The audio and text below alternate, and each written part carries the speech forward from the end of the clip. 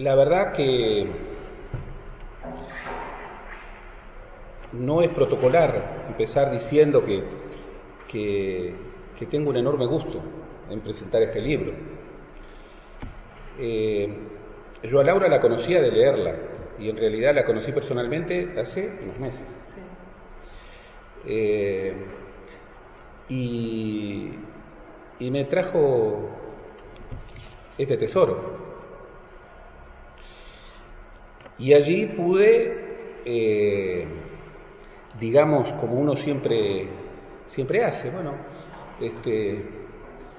personalizar la lectura, personalizar, el pensamiento, el sentimiento, todo lo que este hermoso libro incorpora. Al leerlo,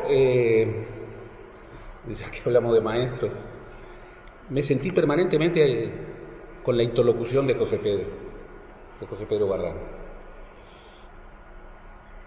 Y el recuerdo de su consejo permanente. Hay que aguzar el oído para escuchar la voz de los olvidados, de los silenciados, de los que no se habla, de los que son hablados. Y vaya si este libro lo hace, porque entre los más olvidados de los más olvidados de los olvidados, los huérfanos y los expósitos ocupan un lugar absolutamente importante, relevante, insustituible. La autora dice, y lo dice muy bien, porque cuando un historiador interroga a un documento o a un conjunto de documentos, el documento por definición es opaco. El documento no habla si no se lo interroga, y además hay muchas formas de interrogarlo siempre, y hay que tener muy claro la pregunta y lo que sacamos siempre en términos de hipótesis del documento. Y a partir de esa problematización que es teórica pero que también es metodología, porque la metodología finalmente se convierte en teoría en acción, Laura nos explica muy bien que en realidad su mirada lo que recoge es, y lo que busca es, dar voz a quienes definen y resignifican a la infancia del Torno. No es un camino directo a esos niños. Hay que registrar la mediación, ¿no? Cuando Barrán buscaba la voz de los pacientes, y tenía las historias clínicas de los doctores, y aguzaba el oído y las preguntas, pero finalmente, más allá de su deseo, la voz de los pacientes está intermediada. Y para, de alguna manera, aguzar el oído y registrar con precisión, esa teoría en acción es absolutamente decisiva. Y en el libro, además, tiene una cosa maravillosa en la escritura, que es que sin esos arrebatos de abstracción que muchas veces fungen de teoría, que se ponen adelante y que después a lo largo de todo el libro no son aplicados, este libro va mostrando su teoría y su metodología también, su inscripción dentro de una historiografía muy consistente a nivel internacional sin duda, pero que también tiene sus anticipos a este trabajo fundamental de Laura, que de alguna manera nos refieren a un campo,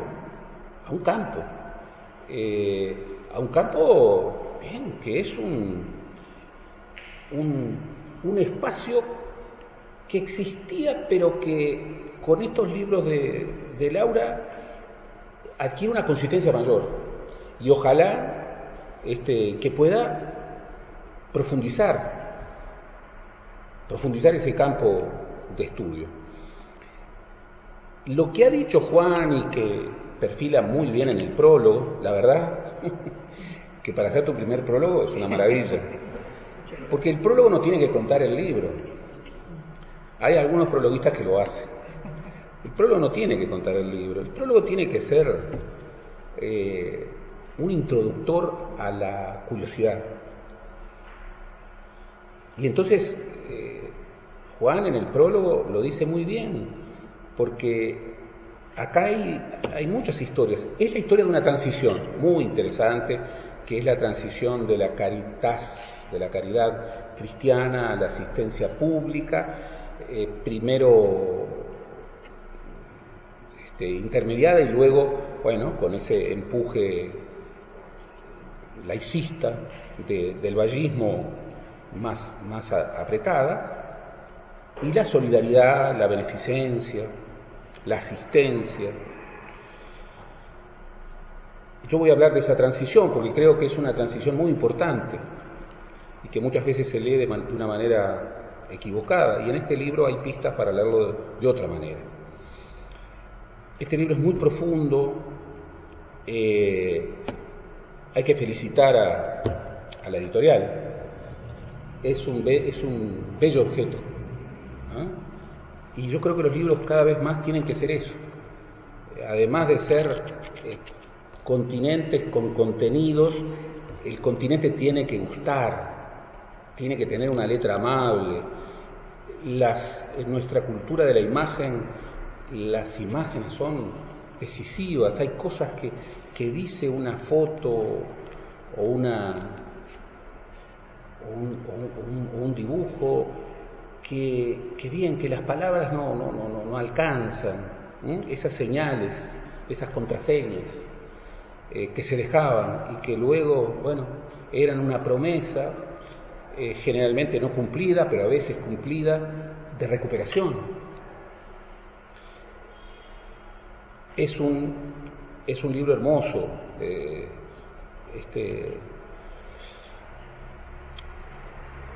La infancia del Torno, como dice Laura, trae la mirada adultocéntrica. No son los niños que hablan directamente, están intermediados. Es también una historia institucional, es también una historia conceptual, extraordinariamente interesante, de conceptos situados, pero que permiten afilar la lectura, asilados y alistados, abandonos y adopciones, huérfanos y expósitos. Es una historia de puertas adentro, en donde se puede atisbar a las nodrizas bajo el control médico. Y son las señales, las huellas. En el libro hay un asunto, pero es un asunto multidimensional que se enriquece página a página. Por ejemplo, en el libro se ve muy claramente cómo, bueno, categorías que creemos naturales no son naturales, son construidas conceptualmente, culturalmente, y cambian. Por ejemplo, está muy bien narrado y explicado la conceptualización de la categoría niño, que inicialmente fue visto como un hombre chiquito, un adulto chiquito, y que era tratado como tal. Es también una historia de médicos, con todo lo que ello implica. Es una historia, bueno, de palabras, algunas de ellas terribles. El otro día, hablando con una amiga que hace muchos años vivía por aquí, me decía, y es una pena que no haya venido porque iba a venir, me decía que en su niñez, cuando pasaba por el hospital, sentía miedo. sentía miedo de ver que de alguna manera pudiera ver alguno de esos niños huérfanos o expósitos. Sentía miedo de que, vaya a saber, esa leyenda que se había ido configurando en su mente, en los cuentos de sus mayores, se personalizara. El miedo, ahora es el miedo al pobre, la agorafobia,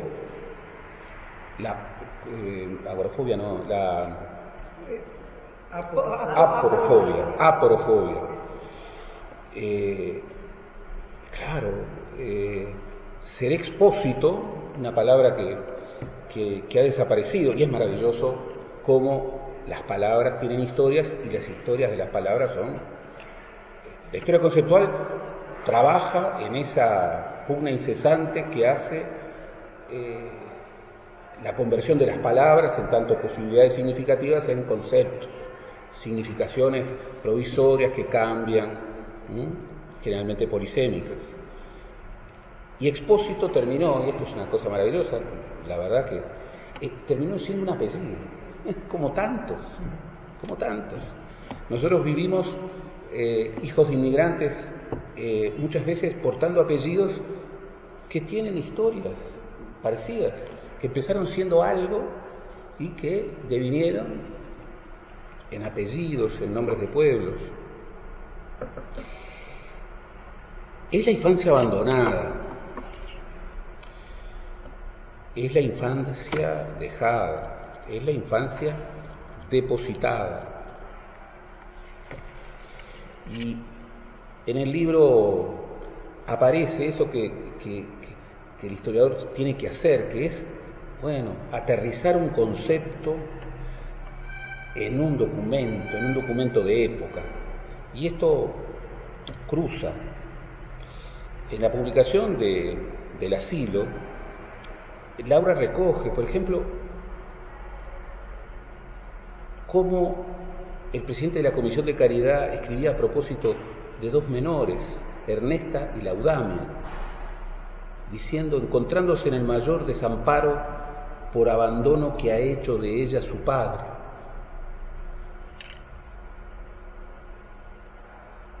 E historias, terribles, el torno cerrado en una madrugada, que termina con un niño expósito tirado al mar.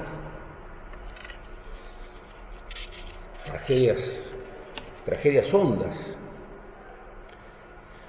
Pero como bien dice y analiza Laura, el torno es ciego y es mudo. Esto es un documento.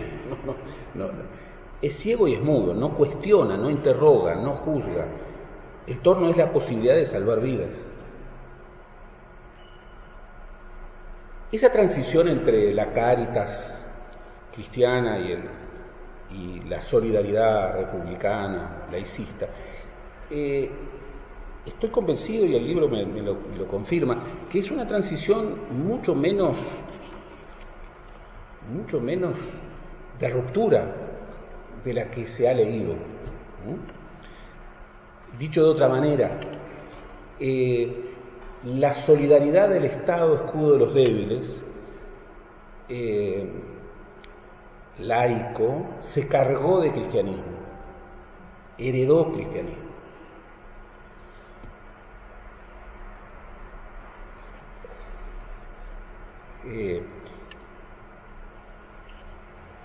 Encontré una carta de un judío dueño de un negocio sobre 18 de julio que cuando terminaba la segunda presidencia de Valle y Ordóñez le mandaba una carta diciendo: mire, yo como israelita, espero que no se me ofenda, pero veo en usted a un verdadero cristiano.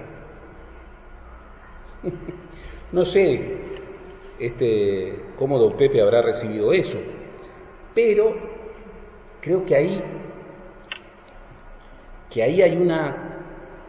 hay rupturas, pero también hay continuidades.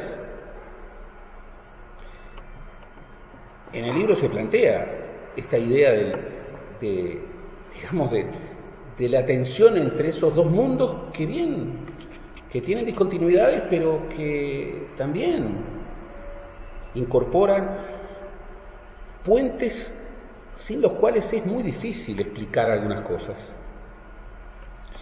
Es también, bueno, una historia erudita de abandonos y de cuerpos observados. Y ahí la historia del cuerpo. En varios fragmentos del libro, Laura, bueno, refiere la evolución cuantitativa de muchas categorías muy precisas, muy necesarias para contar esta historia. Cuántos, cómo, las enfermedades, los recuperados, los abandonados. Y ahí, entre la caridad concebida como el amor activo hacia el prójimo y la defensa de los más débiles concebida como la solidaridad moral ante los que necesitan, bien, hay muchas continuidades.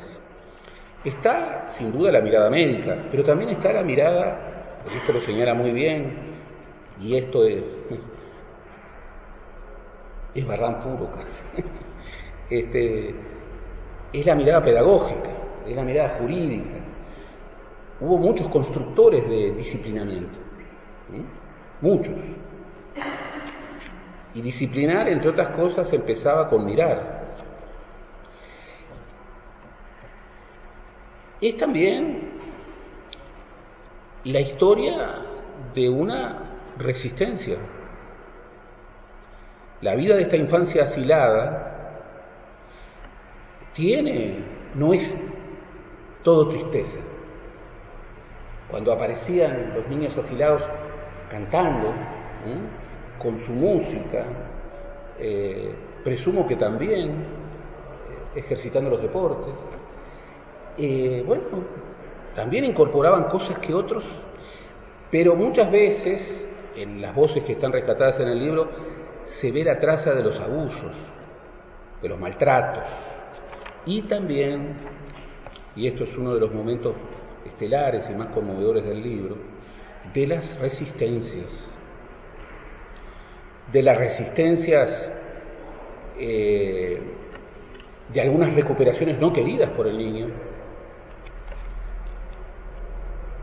de las resistencias,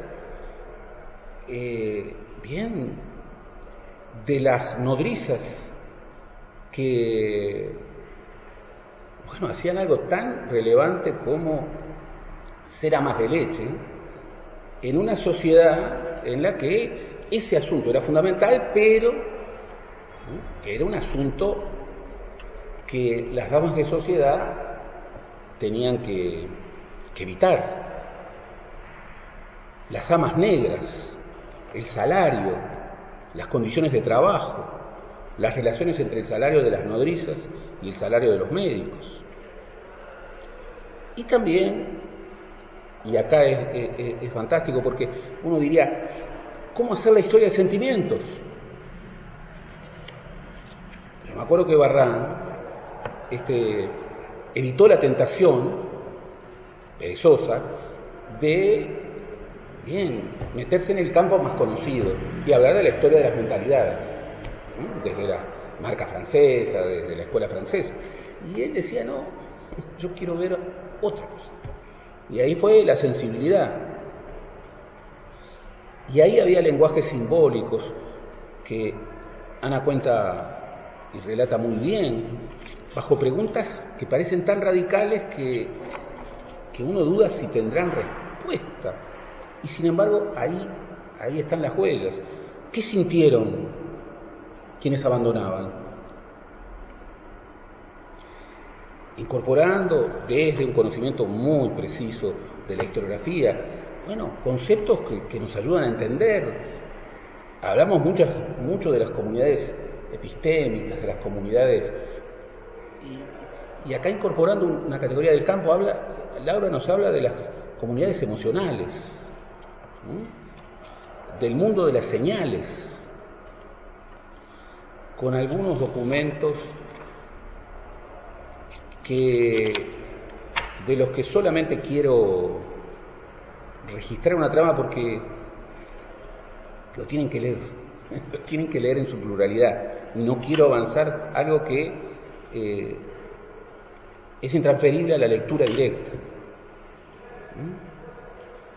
Pienso en ti, Dios, tened misericordia de mí. En ti miran mis ojos, pienso en ti, Dios, ten piedad de mí. Eran oraciones de los padres que abandonaban. Y muchas veces eso que marcaba a las hijas de la desgracia, a los hijos de la desgracia, variaba, como tantas veces, variaba y se resignificaba, muchas veces hasta desde el error. Este es un libro conmovedor. Quien lo lee no queda igual, y de alguna manera uno siente esa idea radical de origen cristiano, pero que también se incorpora en el mundo laico, que es la compasión, que es una palabra con un significado muy radical, que es padecer con. Y verdaderamente el libro nos permite llegar, y creo que es un valor maravilloso, al eco de esa resistencia. El libro termina de esta manera, y en los libros de historia los finales no son los finales de la novela. Si bien esta es una historia de relaciones de poder, de control sobre poblaciones vulnerables, también se pueden ver hendiduras, resistencias, movimientos paralelos que mostraron rebeldías y burlas al sistema. Vimos fugas de hogares negativas a matrimonios impuestos, una infancia ilustrada y con ciertas garantías de un futuro promisorio, amas de leche que se encariñaban con sus críos, padres y madres que recuperaban a su descendencia a través de una señal y dejaban huellas de sus identidades en un mundo oculto por una doble moral. Todas estas acciones tejieron mapas de vínculos alternativos que se impusieron de alguna forma a la moral de la época. Por eso, claro que hay que celebrar. Hay que celebrar cómo Laura nos ha podido habilitar el camino para de alguna manera recuperar el eco de esa resistencia. Y bien, en verdad, gracias. El libro es una maravilla y merece muchos lectores, diversos, pero muchos, verdaderamente lo merece. Gracias.